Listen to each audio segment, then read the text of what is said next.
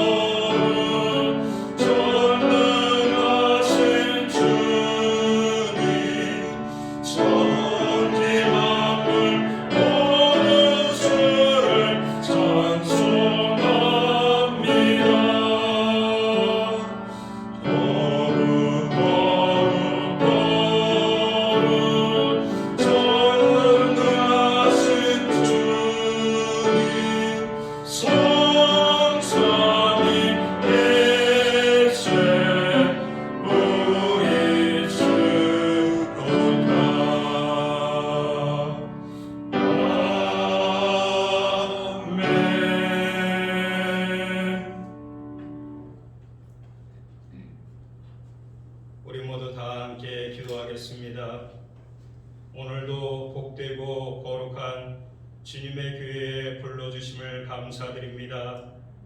성도들 모두가 찬양과 영광을 하나님 아버지 앞에 올려오니 주님 홀로 영광 받아 주시옵기를 원합니다. 이 시간 우리 예배가 주님과 함께하여 주실 줄 믿사오니 성도 모두가 목자되어 주심을 감사드리며 교회와 성도들이 주님의 능력과 사랑으로 충만케 하여 주시고 말씀을 듣는 성도들에게 회개의 가슴이 열리게 하시고 말씀을 들을 때마다 주님의 크신 권능이 나타나게 은혜를 내어 주시옵기를 원합니다. 온 세계가 코로나로 인해 사망과 질병 가운데 있음에도 불구하고 예배드리게 하시고 주님의 교회에 저희들을 불러주시니 감사드리지만 여전히 집단 감염으로 인해 불안에 떨고 있습니다. 하루빨리 백신 개발로 인해 아파하는 분들이 없으며 더 이상 코로나로 인해 학생들과 사업하시는 분들, 직장 다니는 분들 어려움이 없는 그날이 하루빨리 찾아오기를 간절히 기도합니다. 하나님 아버지, 이제 수능시험이 얼마 남지 않았습니다. 시험을 위해서 최선의 노력을 다하며 애쓴 정성이 좋은 열매를 맺게 하시고 축복받는 자녀로서 모자람이 없게 하여 주시옵소서. 수능시험을 통해 마음의 상처를 잊지 않게 하시고 믿음이 흔들리지 않게 하여 주시옵기로 원합니다. 항상 주님께서 지켜줄 줄 믿사오니 우리 수험생들을 붙들어 주시옵소서. 주님, 이 시간 단위에 서신 담임 목사님에게 주님의 권능이 임하셔서 능력의 말씀이 선포되게 하시고 전하신 말씀이 우리 마음에 새겨 순종하며 지키게 하는 능력의 말씀이 되게 하여 주시옵기 원합니다. 성령 안에서 교회가 하나 되게 하시고 각자 맡은 바 직분에 따라 하나님의 영광을 드러내는 복된 교회가 되게 하여 주시옵소서. 모든 시정을 주님께 위탁하니 받아주시고 함께하여 주시옵소서. 감사드리며 예수 그리스도 이름으로 기도드립니다. 아멘.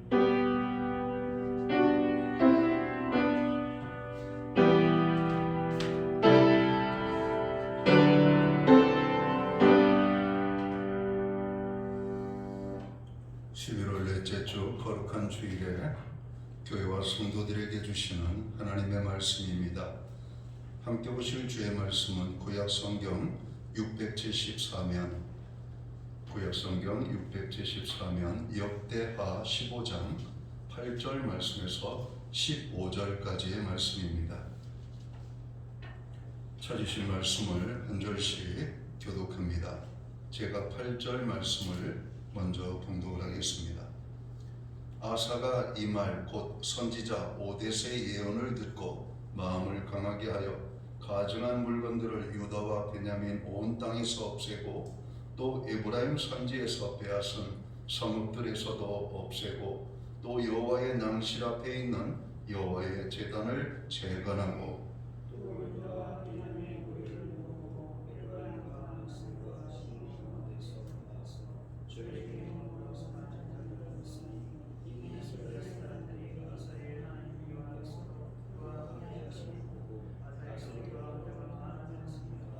아사왕 제15년 셋째 달에 그들이 예루살렘에 모이고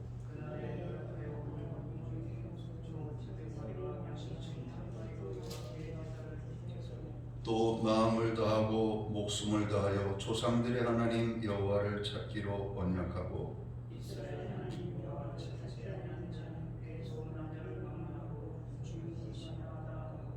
무리가 큰 소리로 외치며 피리와 나팔을 불어 여호와께 맹세하매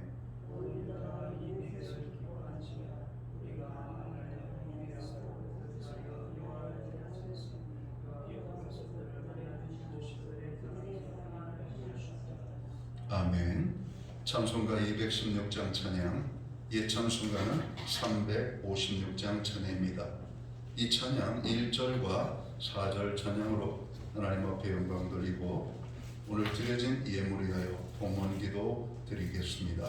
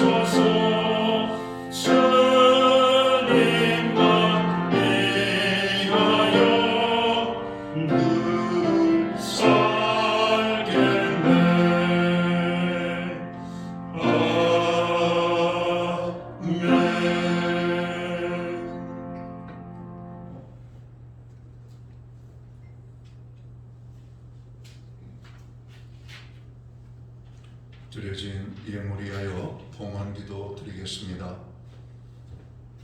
다 함께 기도합니다. 여호와께 감사하라. 그는 선하시며 그 인자하심이 영원함이로다.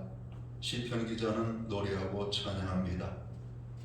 11월 감사의 달 2020년 새해를 주심을 감사하고 지난 10개월, 11개월을 지내는 동안에 함께 하신 주님을 찬양하고 감사하며 코로나 바이러스로 인한 어려움 속에서도 건강 지켜주심을 감사하고 가정들마다 하나님의 평안과 풍족을 누리게 하심을 진심으로 감사를 드립니다.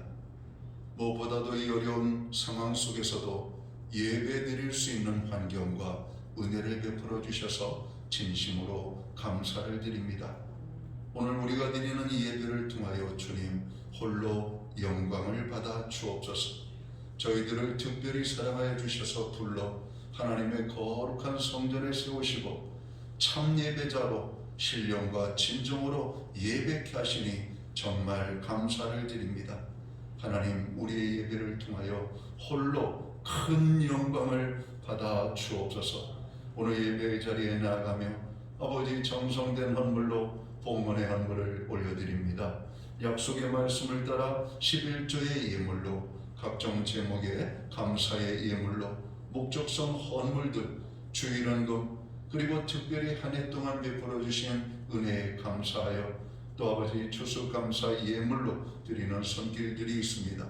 드리는 모든 손길들마다 하나님의 약속의 축복으로 저들을 축복하여 주옵소서. 영육간에 강건함을 주시옵소서. 손대생하는 일들마다 큰 열매를 맺게 하시고 하늘의 큰 평안이 저들의 생애 가운데 넘쳐날 수 있도록 인도하여 주옵소서.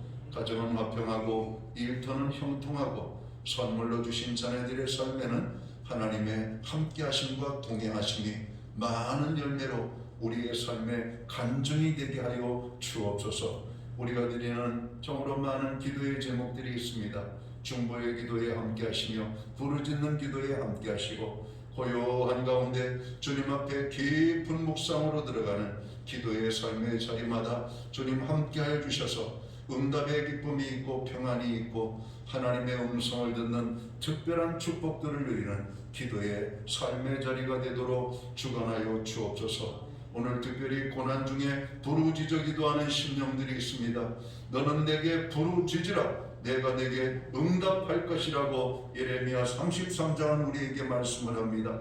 부르짖는 심령들마다 응답의 기쁨으로 역사해 주옵소서. 오늘 아버지 특별히 고난 중에 있는 지체들 도와주시기 원합니다. 붙잡아 주시기 원합니다. 필요를 채워주시고 질병을 고쳐주시며 마음의 상처들이 깨끗하게 치유되어지게 하여 주옵소서. 우리의 자녀들을 위하여 아버지는 눈물로 기도드리는 가정들 또 심령들이 있습니다. 자녀들을 기억하시고 자녀들을 축복하여 주옵소서. 아버지 배우자도 주시고 직장도 주시고 저들이 도전하는 일들 속에 하나님의 선한 예비하심을 맛보게 하여 주시옵고 특별히 코앞으로 다가온 수능시험을 준비하는 수험생들 하나님께서 그 마음의 평강과 하나님의 은혜로 붙잡아 주시옵소서. 오늘 우리에게 예배드릴 수 있는 환경과 아버지 하나님 또 헌물로 주님 앞에 아버지 하나님 예물로 나아갈 수 있도록 도와주심을 감사합니다. 드릴 수 있는 환경 믿음으로 드리게 하시니 감사합니다. 드려진 예물 사용되는 곳에 주의 영광이 나타나고 하나님의 나라 확장을 위하여 쓰여지며 주의 복음이 땅끝까지 전파되는 일에만 온전히 아름답게 사용되게 하여 주옵소서. 이 모든 말씀을 우리 구주 예수 그리스도의 이름 받들어서 감사드리옵고 봉헌기도 드리옵나이다. 아멘.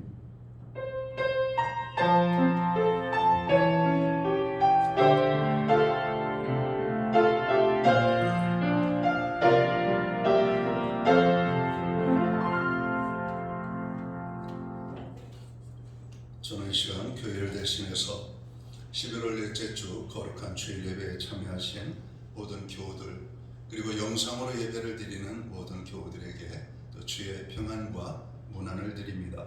평안하십니까? 안녕하십니까? 하나님의 은총이 늘 충만하기를 간절히 바랍니다. 우리 교우들 옆에 분들하고 앞뒤에 계신 분들 따뜻한 사랑의 눈길로 인사 나누시도록 하겠습니다. 반갑습니다.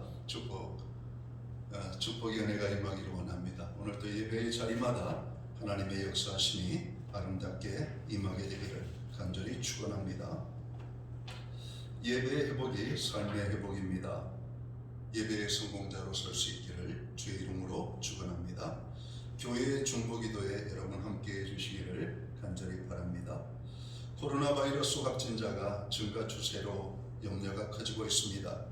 안전한 예배를 위하여 교회 예방수칙에 적극적으로 따라주시기를 바랍니다. 예배 전과 예배 후 성도들의 만남과 교제를 최소한으로 나누어 주시기를 바랍니다. 매주 수요일마다 온라인 성경 공부를 제공을 하고 있습니다. 금주는 12과 섬기는 삶을 이런 제공을 합니다. 작은 시간을 투자해서 믿음의 큰 진보를 이루는 축복을 경험하시기를 바랍니다. 2021년 교회 예산교회관을 각 부장님들께서는 다음 주가 되겠죠. 11월 29일까지 교회 사무실에 제출해 주시기를 바랍니다.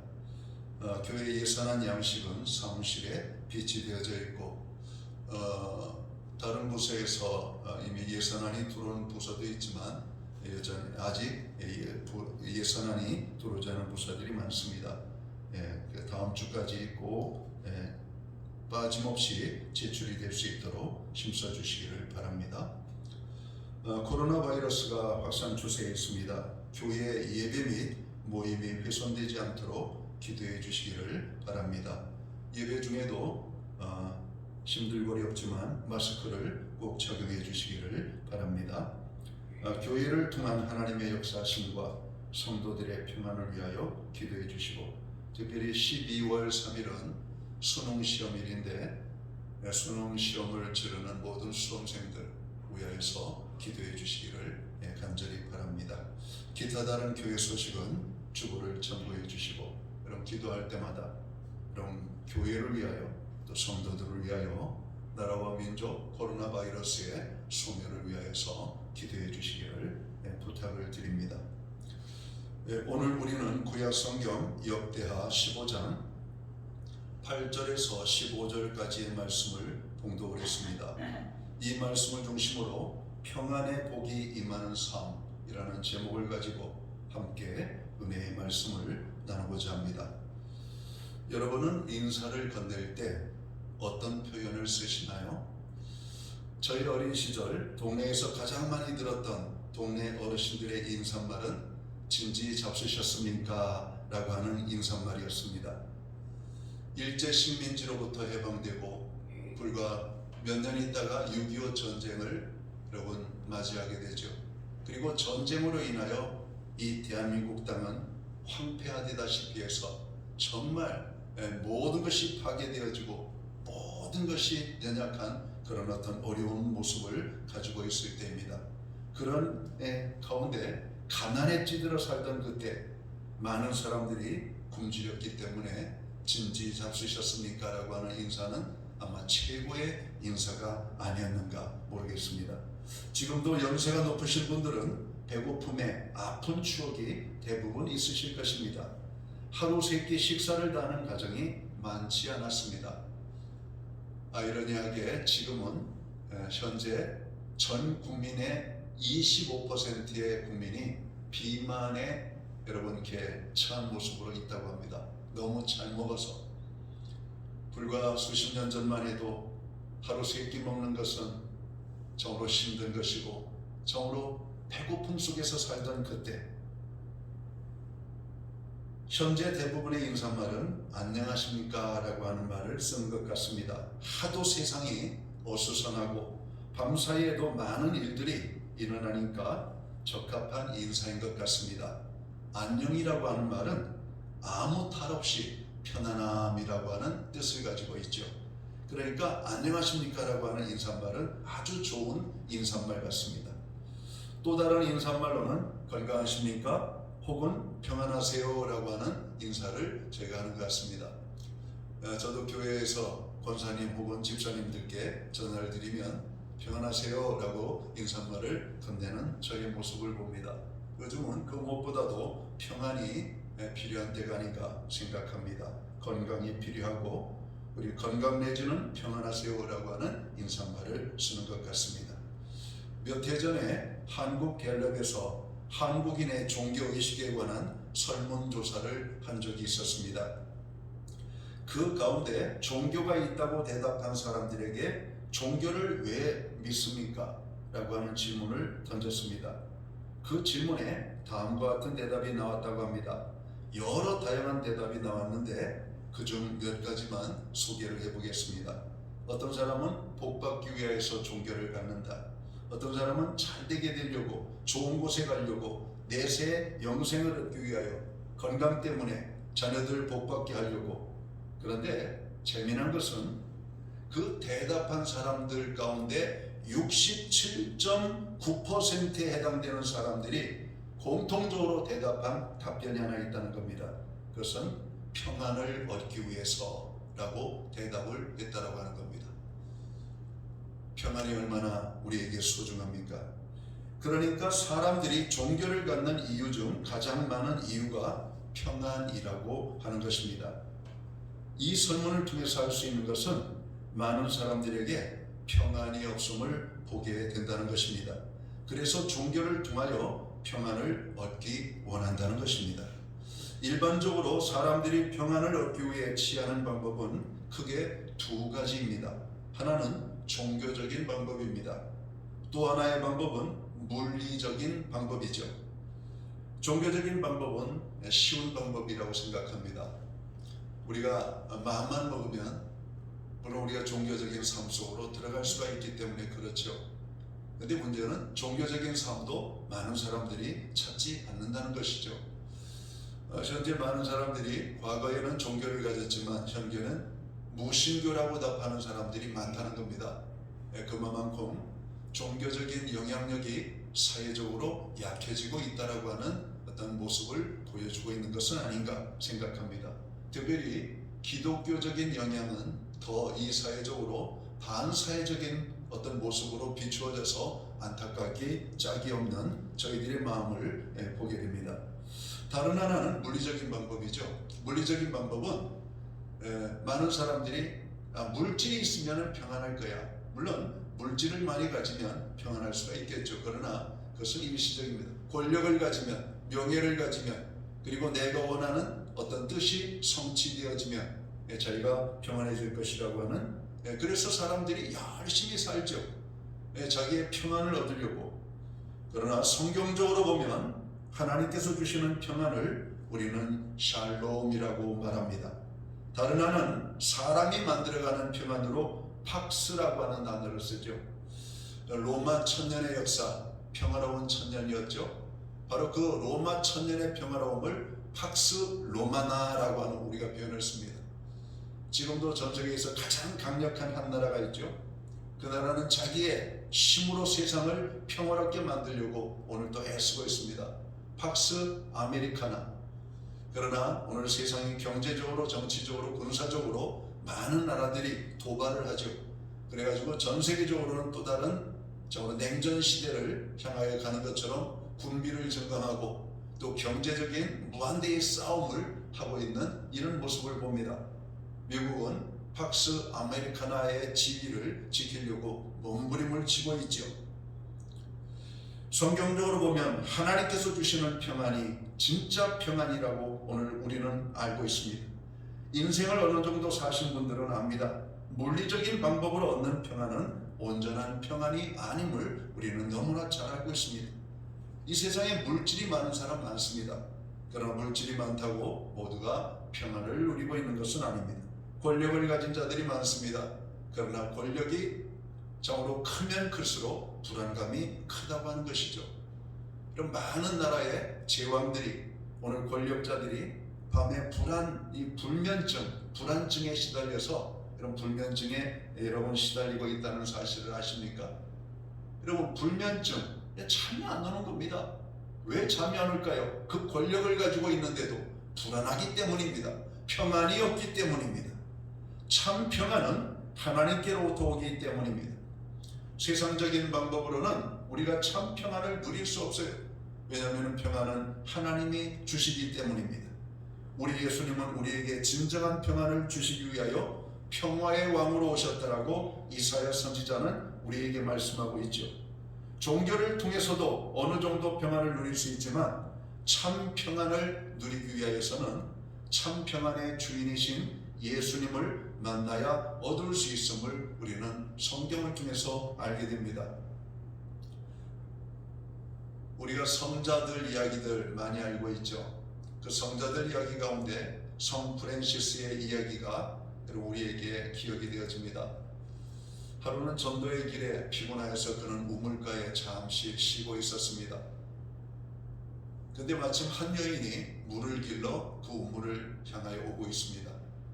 그리고 그 여인의 행동을 유심히 바라봅니다.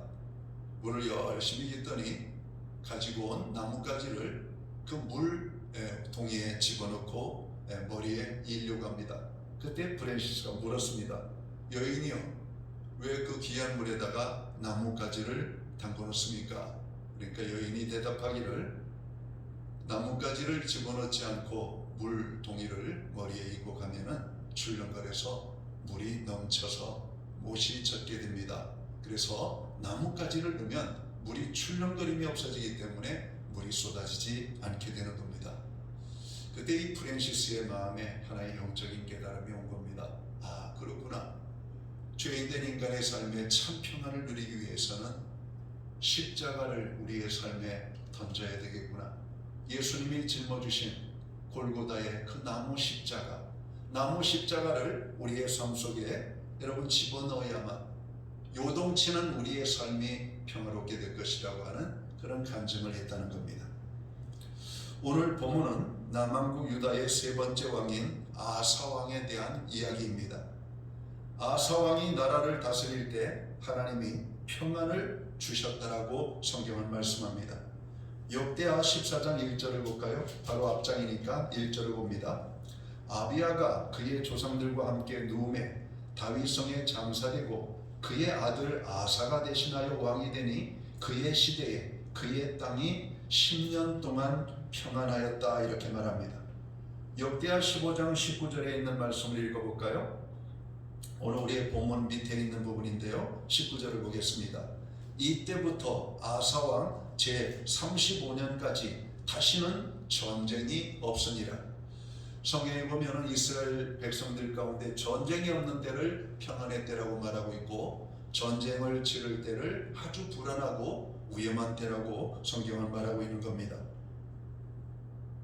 역대하 14장 1절에서 7절까지의 말씀을 읽어보면 두드러지게 나타나는 단어가 하나 보입니다. 그 단어는 저의 성경은 색연필로 표시를 해놨기 때문에 한눈에 들어오지만 여러분들의 눈에는 잘 안 들어올 겁니다. 자, 1절 하반절에 보면 20년 동안 그의 땅 10년 동안 평안하니라. 평안이라고 하는 단어입니다. 평안. 자, 5절에 보면 하반절에 보니까 평안함을 누리니라. 6절에도 보면 여호와께서 아사에게 평안을 주셨으므로 그 땅이 평안하여, 이렇게 말하고 있죠. 그리고 7절 하반절에도 보면 우리 사방에 평안을 주셨다, 이렇게 표현합니다. 역대하 14장 1절에서 7절까지 읽는 동안에 평안이라고 하는 단어가 5번이나 등장을 합니다. 아사왕에 대한 이야기를 좀 더 자세하게 살펴보도록 하겠습니다. 역대하 14장에서 16장까지는 아사왕에 대해서 기록을 하고 있는 말씀입니다. 14장은 아사왕 전반기에 대해서 설명을 하고 있죠. 15장은 아사왕의 중반기, 그리고 16장은 아사왕의 후반기에 대해서 오늘 다루고 있는 내용입니다. 오늘 우리가 읽은 오늘 역대하 15장은 아사왕이 오뎃의 아들 아사랴 선지자의 말씀을 따라서 두 번째 종교 개혁을 담대하게 여러분 행하는 내용이 기록되어져 있습니다. 역대하 15장 8절에 있는 말씀을 볼까요? 8절을 제가 읽겠습니다. 아사가 이 말 곧 선지자 오뎃의 예언을 듣고 마음을 강하게 하여 가증한 물건들을 유다와 베냐민 온 땅에서 없애고 또 에브라임 산지에서 빼앗은 성읍들에서도 없애고 또 여호와의 낭실 앞에 있는 여호와의 제단을 재건하고 이렇게 말씀합니다. 하나님 앞에 오늘 이 아사 왕이 1차 종교 계획을 단행을 하고 큰 승리의 기쁨을 누렸습니다. 역대하 14장 9절에서 15절의 말씀을 보면 구스 왕이 오늘 이 유다를 쳐들어왔을 때 오늘 아사 왕을 하나님이 기쁘게 여기셔서 아사 왕에게 구스 왕을 물리칠 수 있는 전쟁의 승리를 안겨다 줍니다. 그리고 그 땅에 평안이 찾아오게 되었던 것이죠. 오늘 15절에 있는 말씀을 볼까요? 온 유다가 이 맹세를 기뻐한지라 무리가 마음을 다하여 맹세하고 뜻을 다하여 여호와를 찾았으므로 여호와께서도 그들을 만나주시고 그들의 사방에 평안을 주셨더라 이렇게 말씀을 합니다.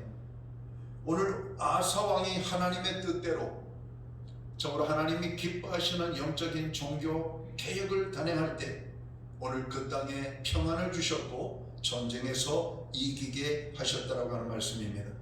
그럼 오늘 본문 말씀을 통하여 우리에게 주시는 교훈은 무엇일까요? 첫 번째 주시는 교훈, 하나님과 함께하는 자에게 평안이 임하는 축복을 주셨다라고 하는 겁니다. 하나님과 함께하는 삶. 오늘 2절 말씀을 보겠습니다. 오늘 역대하 15장 2절 말씀 제가 읽겠습니다. 그가 나가서 아사를 맞아 이르되 아사와 및 유다와 베냐민의 무리들아 내 말을 들으라. 너희가 여호와와 함께하면 여호와께서 너희와 함께하실지라. 너희가 만일 그를 찾으면 그가 너희와 만나게 되시려니와 너희가 만일 그를 버리면 그도 너희를 버리시리라. 여러분 거기 보면은 하나님께서 그들과 함께 하신다는 말씀이 중반 15장 2절 중반에 보면 나타나고 있습니다. 여호와께서 너희와 함께 하실지라. 너희가 여호와와 함께 하면 하나님이 함께해 주실 것이라고 하는 말씀입니다. 하나님과 함께하기 위해서는 하나님이 싫어하시는 것, 하나님이 미워하시는 것, 하나님이 기뻐하시지 않는 것들을 우리가 과감히 버릴 줄 알아야 됩니다. 그것들을 우리의 삶의 영역에서 제거해야만 되는 겁니다. 우상을 버리고 산당을 허물어 버리고 하나님이 기뻐하시는 죄악의 삶에서 떠나가는 것을 말하는 것이죠. 하나님을 멀리하지 않고 가까이하여 하나님을 부지런히 찾을 때 하나님이 그들과 함께 하시겠다라고 말씀하는 겁니다. 신약 성경을 보면 예수님을 찾아 나온 많은 사람들을 보게 됩니다. 병자들이 찾아 나옵니다. 예수님을 찾아 나왔고 예수님 앞에 그들의 죄악을 고백하며 불쌍히 여겨달라고 요청할 때 주님은 그들과 함께 하셨고 그들의 병을 고쳐주셨다라고 말합니다. 많은 무리들이 예수님의 말씀을 듣기 위하여 예수님이 계신 곳으로 몰려들었습니다. 예수님과 함께 하기 위하여 그들에게 오병이어의 축복을 여러분 경험하게 됩니다. 많은 사람들이 예수님을 찾아 나아갑니다. 삭개오 같은 경우는 예수님을 보기 위하여 커다란 높은 나무 꼭대기로 올라가죠. 그리고 예수님을 바라보고 예수님의 눈과 마주치게 되죠. 간절히 예수님을 보기 원했던 삭개오의 그 마음을 주님이 아시고 삭개오를 바라보셨던 겁니다. 그리고 삭개오를 향하여 주님이 말씀하시죠. 삭개오야 내려오라. 내가 오늘 너희 집에 유하여야 되겠다. 이렇게 말씀합니다. 삭개오가 기뻐서 주님을 자기의 집으로 여러분 초청하였다라고 성경은 말하고 있습니다. 그리고 삭개오는 예수님을 통해서 구원함을 경험하게 됩니다. 여호와 하나님을 찾고 그 하나님과 함께할 때 오늘 우리에게 평안이 임하는 은혜를 주신다라고 성경은 말씀하고 있습니다. 마태복음 1장에서도 예수님이 이 땅에 오신 목적이 우리에게 임마누엘의 하나님이 되시려고 오신다라고 말씀합니다. 임마누엘이라고 하는 말은 우리와 함께 하시는 하나님이십니다. 하나님은 우리와 함께 하시기 위하여 죄인된 우리를 찾아오셨습니다. 그리고 우리는 그 하나님과 함께 하기 위해서 죄인된 우리들은 하나님을 향하여 나아가야 되는 것이죠. 하나님을 향하여 나아갈 때 하나님께서 우리에게 주시는 평안의 축복을 경험하게 된다라고 하는 겁니다. 우리가 예배의 자리에 나갈 때마다 우리는 하나님 앞에 나아가는 것입니다. 하나님과 함께하기 위하여 나아가는 것입니다. 오늘 예배의 자리에 참여한 한 분 한 분에게 세상에서 경험할 수 없는, 맛볼 수 없는 하나님이 주시는 참 평안의 기쁨이 충만하게 임하게 되기를 주의 이름으로 축원합니다. 오늘 두 번째로 오늘 본문 말씀이 우리에게 주시는 교훈이 무엇일까요? 하나님을 의지하며 찾고 기도하는 자에게 평안이 임하는 복을 주셨다라고 하는 말씀입니다. 오늘 역대하 15장 4절에 있는 말씀을 보겠습니다. 제가 읽겠습니다. 그들이 그 환난 때에 이스라엘 하나님 여호와께로 돌아가서 찾음에 그가 그들과 만나게 되셨나니. 오늘 그들에게 큰 어려움이 임했고 이스라엘은 하나님 앞에 나아가서 하나님을 찾았다라고 말합니다. 역대하 14장 11절에 있는 말씀을 봅니다. 제가 읽겠습니다. 아사가 그의 하나님 여호와께 부르짖어 이르되 여호와여, 힘이 강한 자와 약한 자 사이에는 주 밖에 도와줄 이가 없사오니 우리 하나님 여호와여, 우리를 도우소서. 우리가 주를 의지하오며 주의 이름을 의탁하옵고 이 많은 무리를 치러 왔나이다. 여호와여, 주는 우리 하나님이시오니 원하건대 사람이 주를 이기지 못하게 하옵소서 하였더니. 거기 중요한 단어가 나와 있습니다. 하나님 앞에 나아가 부르짖었다. 어떻게? 무엇을 부르짖었습니까? 우리를 도우소서. 하나님이 우리를 도우시면 우리는 이길 수가 있고, 하나님이 우리를 도우시면 하나님을 이길 수 있는 존재가 없다라고 하는 고백을 하고 있습니다. 하나님이 함께 하시면 우리는 평안을 맛보게 됩니다. 이사야 45장 7절에 있는 말씀을 보면 하나님은 이렇게 말씀하십니다. 나는 빛도 짓고 어두움도 창조하며 나는 평안도 짓고 환난도 창조하나니 나는 여호와라. 이 모든 일을 행하는 자니라 하였노라. 빛도 짓고 어두움도, 평안도 짓고 환난도 창조하는 하나님. 오늘 죄진 자에게 회개하고 하나님께로 돌아오도록 고통을 주시는 하나님, 그리고 회개하고 하나님 앞에 용서를 구하며 하나님의 은혜를 구하는 자에게는 반드시 그들에게 평안을 주시는 하나님이심을 오늘 성경은 말씀하고 있습니다. 참 평안은 하나님께서 주시는 것입니다. 세상의 물질이나 권력이나 명예나 세상적인 어떤 것도 참 평안을 줄 수가 없다라고 하는 겁니다. 성도는 하나님을 찾는 일에 힘써야 되고 하나님을 부르짖어 기도하는 삶을 살아야 된다는 겁니다. 인생의 어려움을 만나고 위기에 빠질 때 먼저 우리는 하나님을 기억해야 합니다. 하나님을 찾아야 합니다. 그 하나님을 의지하며 기도해야 합니다. 하나님께 부르짖어 기도할 때 하나님이 우리에게 평안을 주십니다. 빌립보서 4장 6, 7절에 있는 말씀이 그거 아닙니까? 아무것도 염려하지 말고 오직 모든 일에 기도하라고. 기도하는 자에게는 하나님이 그리스도 예수 안에 있는 평강을 주시겠다라고 말씀하고 있습니다. 마귀는 우리의 삶을 어떻게 때로는 아프게 합니까? 하나님을 기억하지 못하게 만들어요. 마귀는 하나님을 찾지 못하게 합니다. 마귀는 하나님께 기도하지 못하게 만들어요. 마귀는 하나님을 원망하게 만들고 하나님을 불평하게 만들고 하나님을 떠나게 하는 존재라고 하는 사실입니다. 로마서 8장 6절에 보면 육신의 생각은 사망이요 영의 생각은 생명과 평안이니라. 육신 따라 마귀에게 이끌림 받으면 안 됩니다. 믿음으로 하나님을 찾고 기도해야만 합니다. 그때 하나님께서 우리에게 평안을 주신다라고 말씀합니다. 마지막으로 우리에게 주는 교훈은 무엇일까요? 하나님의 말씀대로 결심하고 순종하는 자에게 평안이 임하는 복을 주신다라고 오늘 성경은 말씀합니다. 오늘 역대하 15장 8절을 다시 한번 읽어볼까요? 제가 읽겠습니다. 아사가 이 말 곧 선지자 오뎃의 예언을 듣고 마음을 강하게 하여 가증한 물건들을 유다와 베냐민 온 땅에서 없애고 또 에브라임 산지에서 빼앗은 성읍들에서도 없애고 또 여호와의 낭실 앞에 있는 여호와의 제단을 재건했다 이렇게 말씀을 합니다. 여러분, 아사왕은 선지자의 말을 들었을 때 그 말을 가슴으로 듣고 결심합니다. 순종하기로.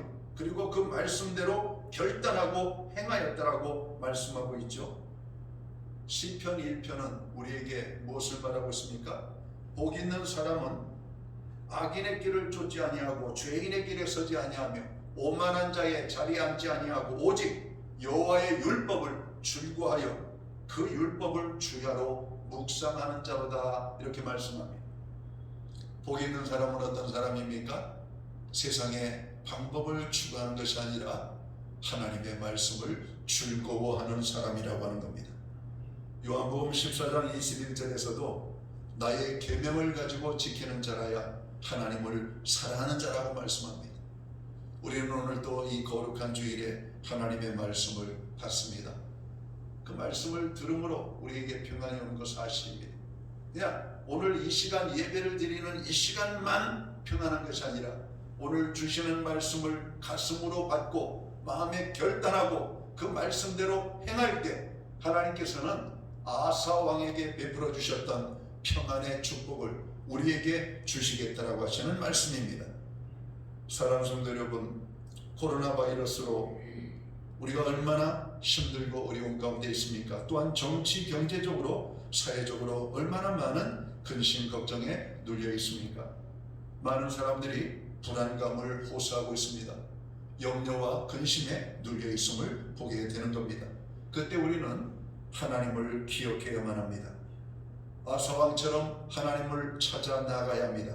그리고 우리의 삶을 돌아봐야만 합니다. 하나님께서 기뻐하시지 않는 것, 하나님이 원하시지 않는 것, 하나님께서 우리에게 버리라고 말씀하시는 그 모든 것들을 버려야 됩니다. 우상을 파괴하고 제단을 헐어버리고 하나님의 말씀을 오늘 유다 온 땅에 오늘 아사왕은 세웠던 겁니다. 자기 어머니가 우상을 섬기고 있는 환경을 만났습니다. 아사왕은 자기 어머니가 섬기고 있는 제단도 헐어버렸고 아들 왕의 말을 정으로 순종하지 않는 어머니라 할지라도 황후의 지위를 폐위했다라고 오늘 역대하 15장 16절을 말하고 있습니다. 16절을 제가 읽겠습니다.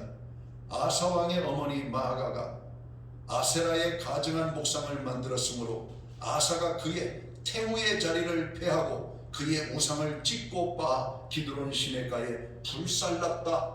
여러분, 최소한 이 정도의 단호함이 아사왕에게 있었던 겁니다.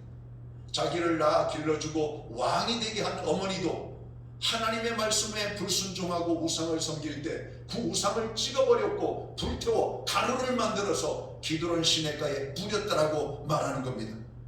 이러한 아사왕에게 하나님께서 평안을 주셨다라고 하는 겁니다. 요한복음 14장 27절에서 주님은 이렇게 말씀합니다. 평안을 너희에게 끼치노니 곧 나의 평안을 너희에게 주노라. 내가 주는 것은 세상이 주는 것 같지 아니하니라. 너희는 마음에 근심도 말고 두려워하지도 말라. 주님은 우리에게 평안을 주시겠다라고 말씀합니다. 하나님께서는 우리에게 평안의 복을 주시기 원하십니다. 우리는 하나님께서 주시는 평안의 복을 누리는 삶을 살도록 힘써야 할 것입니다. 무슨 일을 만나든지 두려워 말고 하나님을 기억하고 하나님을 찾고 하나님을 의지하고 기도해야 되겠습니다. 그리고 하나님의 말씀대로 순종하며 살아야 되겠습니다. 오늘 아사왕에게 주셨던 평안이 오늘 우리의 삶의 자리에도 임하는 귀한 축복의 역사가 오늘도 말씀대로 순종하는 자에게 아름답게 임하게 되기를 주님의 이름으로 축원합니다. 기도합니다. 하나님 아버지, 이 땅의 백성들은 불안합니다. 근심과 염려가 저들의 삶을 짓누르고 있습니다. 코로나 바이러스로, 정치, 경제적인 문제로, 사회적인 문제로 오늘 우리 주변에서 일어나고 있는 온갖 수많은 일들이 우리를 불안케 합니다. 참 평안을 얻기를 원하지만 참 평안을 세상 어디에서도 얻을 수 없습니다. 오늘 주님은 우리에게 참 평안을 주시겠다라고 말씀합니다. 어려움을 만날 때, 내 마음이 평안이 없을 때 하나님을 기억하게 하시고 하나님을 찾게 하시며 하나님 앞에 기도하고 하나님 말씀에 순종하는 가운데 하나님께서 주시는 참 평안의 기쁨을 누리는 교회와 성도들 되게 하여 주옵소서. 하나님 아버지, 오늘 우리에게 필요한 것은 다른 무엇보다도 주님이 주시는 평안입니다. 흔들리지 않는 평안입니다. 오늘 이 평안을 우리 모두에게 허락하여 주옵소서. 예수님께 하신 이름으로 기도하옵나이다. 아멘.